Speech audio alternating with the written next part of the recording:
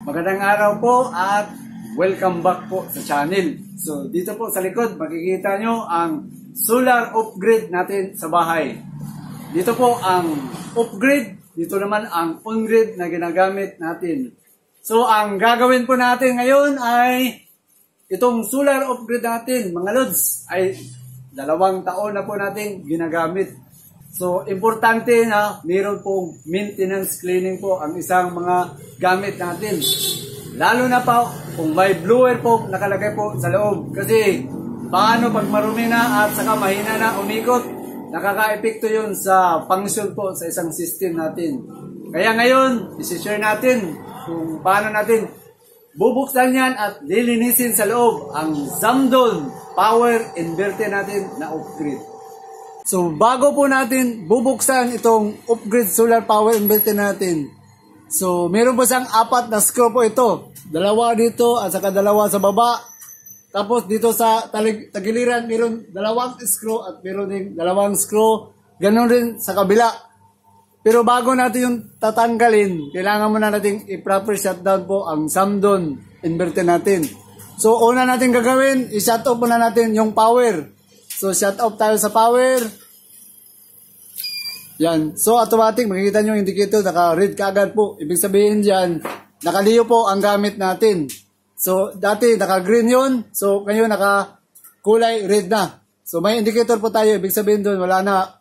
Hindi na tayo gumamit ng solar. Although, nagpapangsyon po yung isa natin dito sa kabila, yung on-grid. So, nakasiparit po yan, naka-on-grid. Ito yung off-grid natin. So, ang unang gagawin, so, isa-shut off muna natin ang main breaker dito sa power inverter natin. Ito po ang main breaker. Para safety po tayo. Yan, tapos, simple po, gumagamit rin ito. Gumagamit pa ako ng input sa Dio. Dito sa Zamdon. Yan po, makita nyo dito. Tanggalin rin natin ito para safety talaga kasi nakasaksak ko minsan ito. Para safety po, tanggalin na natin lahat. So, ito, tanggalin natin. Okay. So, bubuksan na natin. Gamit ang screw natin. Umpisahan muna natin dito sa tagiliran.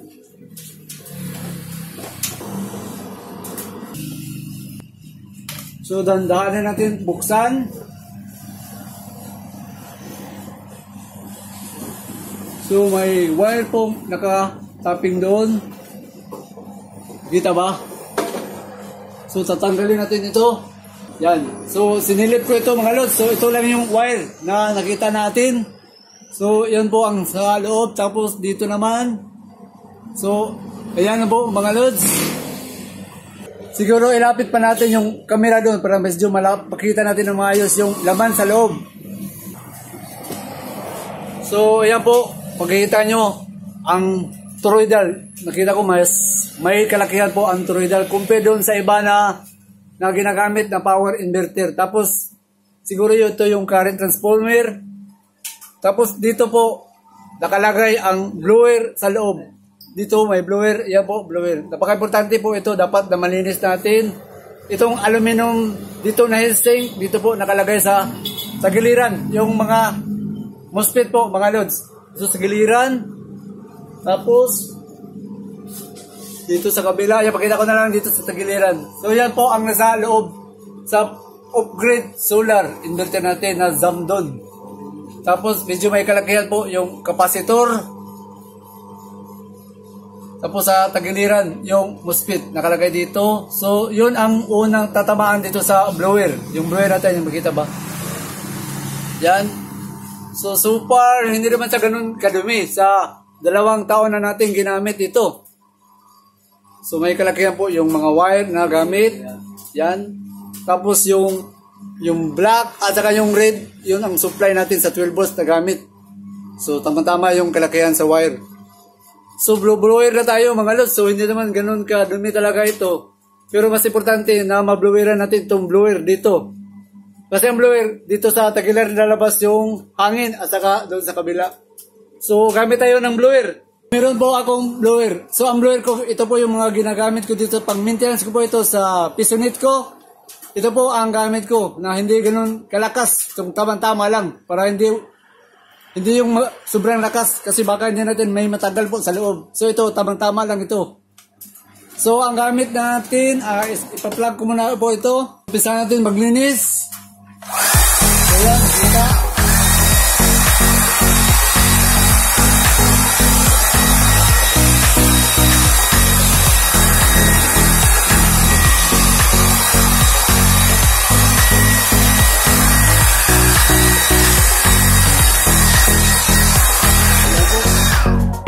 So, pagkita ko muna po sa inyo yung cabin natin. Ang cabin natin, yan po mga lods.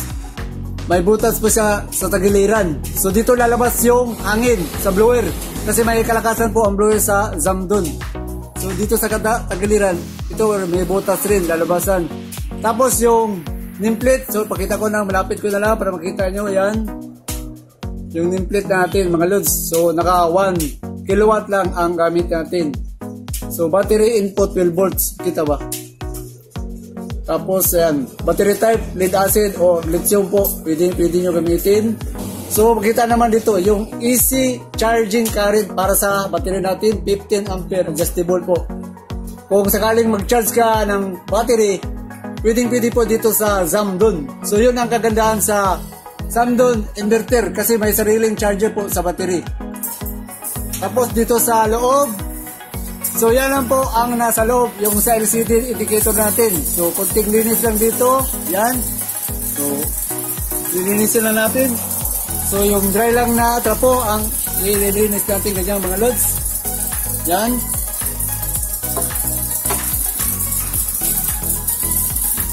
Okay.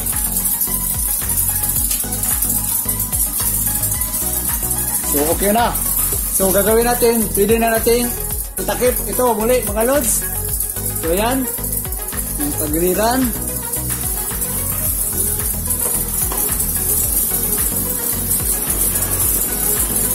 Okay. So ang gagawin natin, ibalik na natin. So siyempre, ang unahin natin yung paglalagay dito sa plug-in natin doon sa para sa LCD natin dito sa loob, yung LCD niya. Ito mga lods. So, hindi naman ito pwedeng mabalik kasi may groove naman sa tagiliran. Oh. So, dito yung groove sa kilid. Pwede na natin ibalik itong takip. Yan. Screw tayo. Gaya na ng screw dito. So, yan po mga lods. Tapos na tayo sa screw. So, paano ba i-start natin ang Zamdon natin? Dito na tayo sa pag-start mga lods sa Zamdon natin. Paano natin i-start? So, ang gagawin na natin, isi-switch on natin ang main breaker natin dito sa Zamdon inverter natin. So, switch on natin. Tapos, push button tayo sa power. Yan.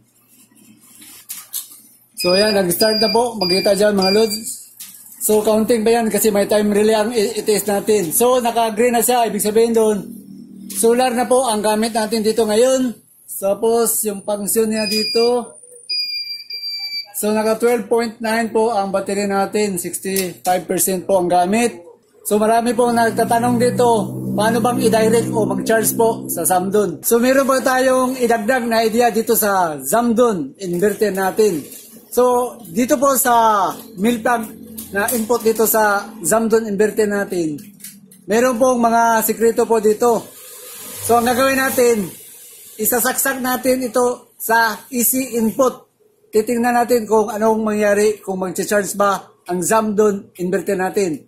So, ipa-plug ko muna dito sa baba, tapos isaksak ko po ito para makita natin yung kaibahan. So, ang purpose natin dito, susubukan natin kung magkarga ba sa battery itong isasaksak natin na input natin sa Dio. So, although ito ngayon, naka-solar po ito. So, ano bang mayari kapag isaksak natin itong easy input natin sa Dio? So, yan, nasaksak na natin. Tingnan natin kung anong mag-charge ba siya sa battery natin. So, makikita ba? So, walang indicator pong nangyari. Ayan, meron na. So, ibig sabihin dito mga lods, nagkakarga po sa battery. Kapag lumabas po ito, ibig sabihin, naka-Dio po ang gamit natin. Bayad tayo sa Meralco natin. Katulad dito, nagkakarga po ang battery. Nag-charge. Kasi medyo mababa na po ang setting sa battery. So, ito yung isang opsyon. kapag ang setting mo dito, kapag umabot po ito sa 13.2, automatic shut off dyan sa Dio, transfer na ito automatic sa solar ang gamit. Kapag umabot ito sa 13.2, makita ba na naka 12.9 volts lang mga lods. So hindi yun maka-solar. Pag bumalik ito sa solar, matatanggal po itong charging. Kapag makita mo nyo po ang Samdon na nakaganito, nagsa-charge po yan sa Dio, bayad tayo pati sa gamit sa solar. So pinakita ko lang dito na ipagpalagay natin pag saksak mo, hindi nakakarga, mayroon pong isang opsyon na pwede mong gawin. So ang gagawin ko, tatanggalin muna natin ang easy input sa Dio. So ano mangyari pag tinanggal natin? O tanggal na. Ibig sabihin dito, naka-solar na po ang gamit natin. Naka 12.8 volts o 12.9. Solar na po yan. Hindi na tayo bayad dyan sa Meralco kasi solar na po ang gamit natin. So, ang isang opsyon, ipakita ko kung paano mag-direct ang karga sa Samdon. Kasi kadalasan nagtatanong sa Samdon natin, bakit daw hindi mag-charge sa battery? So, ang gagawin, pakita natin, isa-shut off muna natin ang Samdon inverter natin. Transfer siya, nag-grid siya dito. Ibig sabihin, balik tayo sa Dio. Kasi na-shut off po ang Samdon inverter natin. So, ang gagawin natin, pwede mong isaksak ang AC input dito na automatic siyang magkarga o mag-charge sa battery. So, para makita, katulad yan, naka-off. Ang gagawin mo, isasaksak mo sa AC input para automatic po siyang mag-charge sa battery. So, ang pinaka-minimum dito na setting ko sa maximum charge sa battery, 13.7. So, nakita naman natin nasa 12.9. So, alam natin magkakarga po ito. Ito yung pangalawang opsyon na gusto mong i-charge ang Samdon mo sa battery. So, isasaksak natin. Saksak natin habang naka-off ang Samdon. Ano mangyari? So, automatic start mga loads. So, pag start niya dyan, tingnan natin. O, yan. Transfer siya doon sa green. Pero, ibig sabihin, nag-transfer sa green, solar yan. Bayad tayo dyan, mga loads, kasi nagkakarga tayo sa AC input. Bayad tayo. Habang nag-charge ka dito, ang ginagamit natin doon sa solar, bayad pa rin tayo kasi nag-AC input tayo, nakasaksak po sa input. Tapos ipaalala ko, hindi ka pwedeng magsaksak sa AC input sa Samdon inverter kapag wala kang battery. Magdi-default po. Sabi sa manual, baka masira ang Samdon kapag sinaksak mo na walang battery. Dapat mayroong battery bago mo isaksak ang AC Samdon sa input sa Dio. So kailangan mayroong battery po mga loads, hindi pwedeng walang battery. So katulad nito ngayon, ang battery natin ay, tingnan natin battery, nasa 12.9. Kapag umabot po ito sa 13.7, saka pa ito mag-solar, pero malayo pa kasi nasa 13 volts pa, nagkakarga po sa battery. So yun ang setting natin. Pag umabot sa 13.7, balik na siya sa solar. Pag hindi yan umabot sa 13.7, naka-DC input kayo sa Dio. Bayad tayo sa Meralco. So, pero pag ganyan, naka 12.10, pwede naman natin. Na, kung gusto mong gamitin ang solar mo, pwede mong tanggalin yung AC input natin. So, para makita, pero ito, nakita nyo, nagsa-charge po yan. Automatic yan mga lods. Basta isaksak mo sa Dio, sa charge yan, basta hindi umabot doon sa, depende sa setting. Sa akin, 13.7 ang maximum. Sa HBD ko dito na setting, 13.7. Yun lang, stop na siya doon. So, solar siya kagad. Pero hindi yun umabot sa 13.7, katulad nito, magkakarga pa yan. Bayad tayo dyan, naka-Dio yan. So, gagawin natin, at least pinakita ko sa inyo na magkakarga po siya sa battery. Habang naka-off at ine-direct mo dito sa AC input mo. Tatanggalin natin ang AC input para makita nyo na balik tayo sa solar. So although naka-green yan, AC input tayo, bayad tayo dyan. So tanggalin natin para makabalik na tayo sa solar kasi meron namang karga, 13 volts lang battery. Oh, yan. So yan, solar na yan mga loads. Ang gamit lang natin nasa 100, makita ba ito? 100 lang kasi makulimlim po, hindi maganda po ang panahon ngayon. Although Ang gamit naman natin dito sa kabila is naka on grid tayo. Nakakuha tayo ng 212 battery po gamit natin. Kasi wala na akong available sa solar panel. Naka-direct yan sa battery. Ang gamit natin na battery, transfer ko dito sa Live PO4 para mataas po ang harvest. Umabot yan sa 205. Kahit makulimlim, okay lang. Kasi nga, battery po gamit natin. Pero dito sa solar upgrade, nakagamit lang ako ng 102 kasi nga makulimlim. Tapos makita ba dito? So ang harvest ko nasa 189 watts lang ang harvest natin. So kahit naka 189 ako,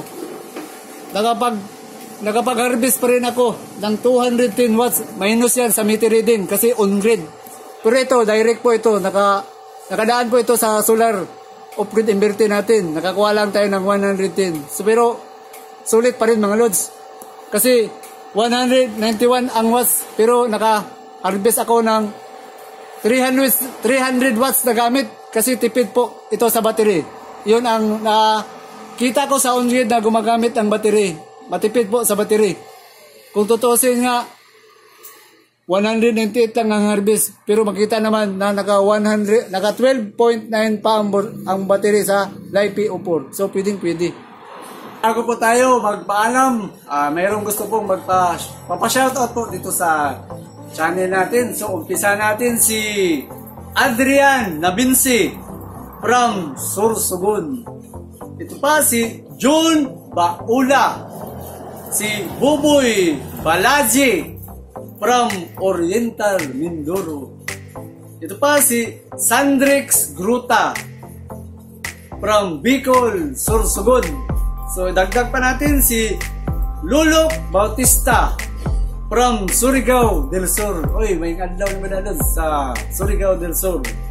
Ito pa si Kukoy Silpon Tik from Victory Plaza, Caloocan. Shoutout pa natin si RBD Boy Vlog from Bulacan.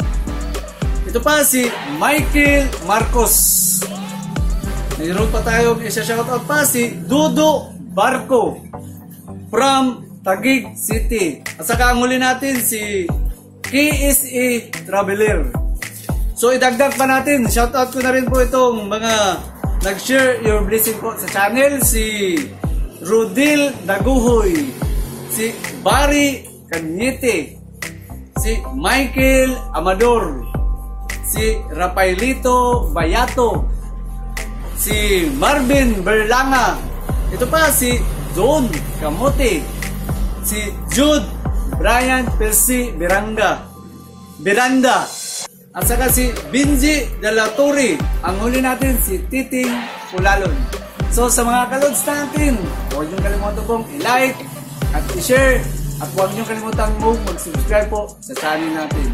At saka maraming salamat mga lods. Palagi yung panonood at kung nagpilig po sa channel natin.